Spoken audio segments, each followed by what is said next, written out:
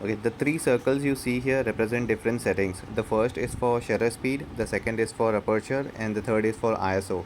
Hey guys, welcome back to another video. In this video, I will show you how to adjust shutter speed, aperture, and ISO. So let's get started. To adjust the shutter speed, turn the scroll wheel. When you turn the wheel to the left, the shutter speed will decrease. That means it will slow down. And when you turn it to the right, it will increase it. To adjust the aperture, use the same scroll wheel, but you need to press and hold the button with the plus minus sign first.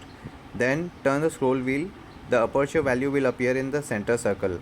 Turning the wheel to the left will decrease the aperture, while turning it to the right will increase it. Now to adjust the ISO, use the same scroll wheel again, but this time you need to press and hold the function button. Turning the wheel to the left will decrease the ISO, and turning it to the right will increase it. After adjusting these three settings, check how your image looks and then make the changes according to your priorities to achieve the desired results. And if you think this video was helpful, please give it a like. Thanks for watching. Enjoy photography.